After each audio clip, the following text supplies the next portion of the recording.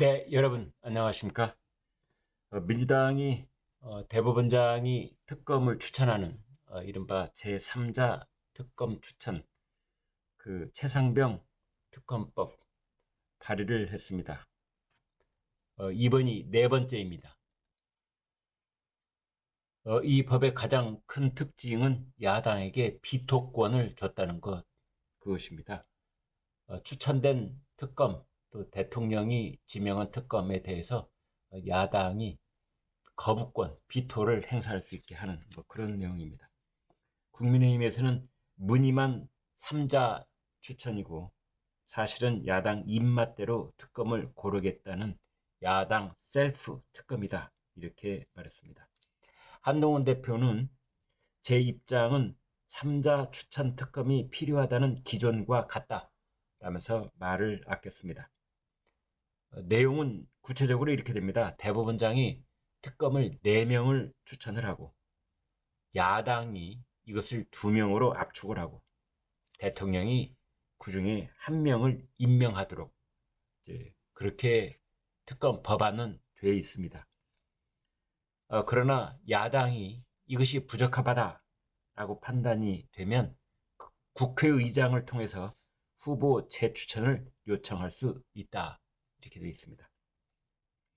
제보 공작 의혹, 이 내용은 수사 대상에 포함되지 않았습니다.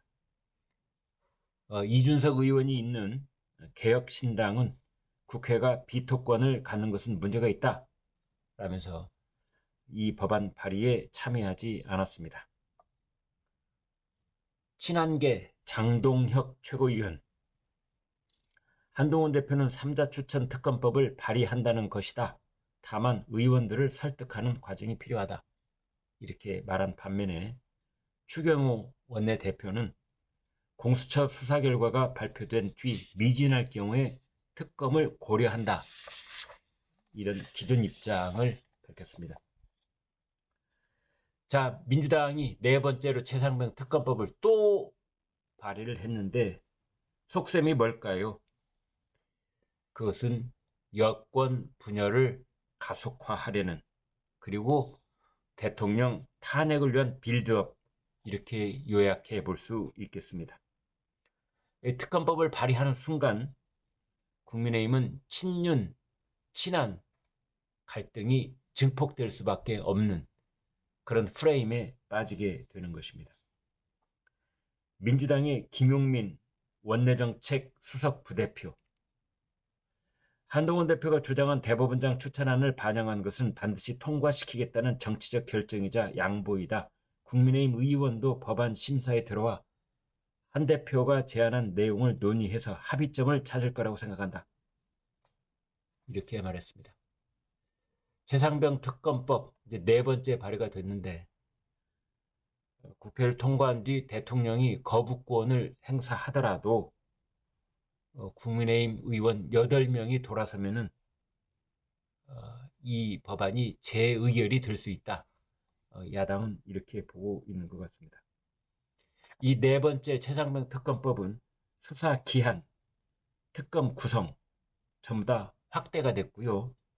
언론 브리핑 조항도 유지가 됐습니다. 그래서 비토권 그리고 언론 브리핑, 이 두 가지가 가장 큰 특징이다. 이렇게 볼 수 있겠습니다. 친윤계의 권성동 의원, 민주당의 자칭 제3자 특검법은 법률적 야바위다. 속임수다. 이런 거죠. 한동훈 대표, 특검법 발의에 대한 제 입장은 같다. 제3자 추천한 특검법 추진 가능성 재차 시사했습니다. 신지호 국민의힘 전략기획부총장, 윤 대통령 탄핵에 불쏘시개로 삼으려고 하다가 제보 공작 의혹으로 역풍이 부니까 이제는 여권 분열용으로 쓰고 있다. 이렇게 말했습니다. 네, 한동훈 대표가 박정희 전 대통령 생가를 찾았습니다. 산업화 결단 덕에 오늘의 우리가 있다. 이렇게 말했습니다. 저는 옳은 방향이라고 봅니다. 최근에 한동훈 대표에 대한 이 찌라시 거짓 뉴스가 유포되고 있다. 그래서 지금 국민의힘 법률자문위원회가 이 사설정보시 찌라시 유포자를 고발을 했습니다. 찌라시 내용은 뭐냐? 지난 8월 29일 인천에서 국민의힘 연찬회가 열렸었는데요. 그 저녁밥 자리에 한동훈 대표가 기자들과 자리를 함께 하면서 이제 기자들에게는 소주 맥주를 타주고 본인은 탄산음료를 마셨다는 겁니다.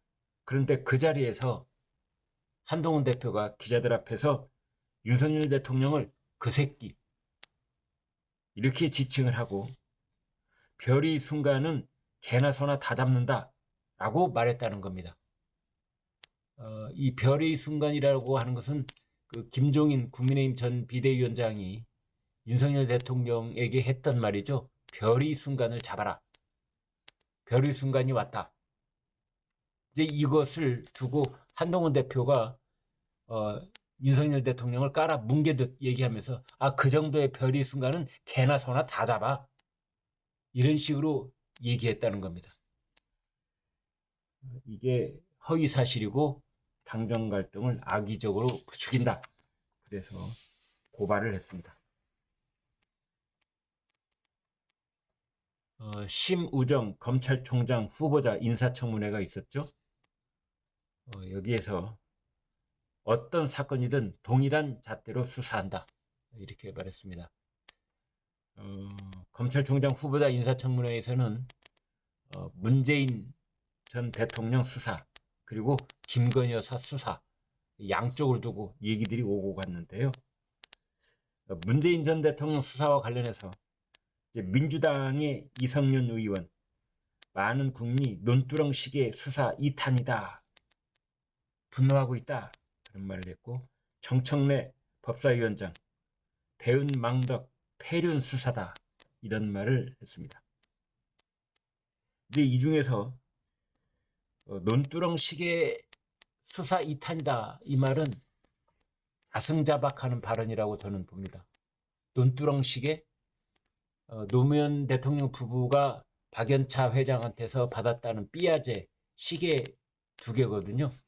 노무현 전 대통령 그 회갑 기념으로 줬다는 시계인데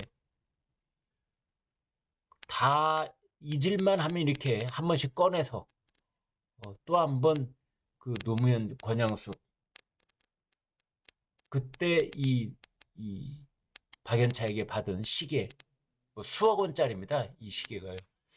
그 얘기를 또 되새김질하고 있는데 시계를 받은 건 팩트입니다. 이제 다만 권양숙 여사가 그 시계를 논두렁에 버렸다라는 대목은 확인이 안 돼 있고 일각에서는 그게 국정원에서 만든 말이다 뭐 이런 말도 있기는 있습니다만 아무튼 확인이 안 된 부분은 그 부분이고 시계를 받았다고 하는 것은 확인이 된 겁니다. 그렇다면은 이성윤 의원에게 묻습니다. 이것을 문재인 전 대통령 수사에 빗댔는데 그러면 문재인, 김정숙, 이상직 그 이스타 항공 실소유주부터 돈을 받은 건 사실인가? 대가성을 받은 건 사실인가? 단 뭐 돈을 5천만 원을 보자기로 쌌다. 이런 부분은 확인이 안 됐다. 그런 뜻인가? 비유가 매우 부적절합니다. 문재인 전 대통령이 속으로 이런 바보 같은 놈 그걸 비유라고 하고 있어. 그랬을 가능성도 있습니다.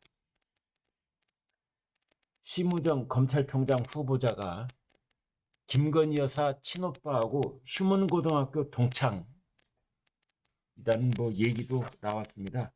그래서 심우정 검찰총장 후보자 결혼식 때 그리고 아이 돌잔치 때 김건희 여사 친오빠가 왔었다.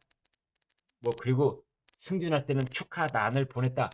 뭐 이런 얘기도 있는데 본인은 다 부인했습니다. 자신이 휴문고등학교 다닐 때 15개 반이 있었답니다. 한 학년에. 한 해 졸업생이 1000명이나 된답니다. 김건희 여사 오빠 연락처도 모른다. 이렇게 이야기를 했습니다. 해외 주식을 28억 원어치 가족들이 이제 가지고 있는데 그 해외 주식이 애플, 구글, 테슬라 뭐 이런 것들이랍니다. 그런데 그 구글, 애플, 테슬라는 지금 우리 국내에서 약 35건의 소송이 걸려 있다. 따라서 검찰총장이 가족들이 구글, 뭐 테슬라, 애플 이런 미국 주식을 가지고 있는데 그 미국 그 주식의 회사가 대한민국 국내에서 소송이 진행 중이라면 이해충돌이 되는 것 아니냐. 또 이런 의혹 제기도 있었습니다. 심우정 검찰총장 후보자의 동생 심우찬 변호사가 카카오그룹에 영입이 됐는데 이해충돌 소지가 있는 것 아니냐 이런 말도 있었고요. 또 심우정 총장 후보자의 자녀가 대학 장학금을 받았는데 이것도 의혹이 있다 뭐 이런 얘기도 있었습니다. 네, 여기까지 여러분께 공유하겠습니다.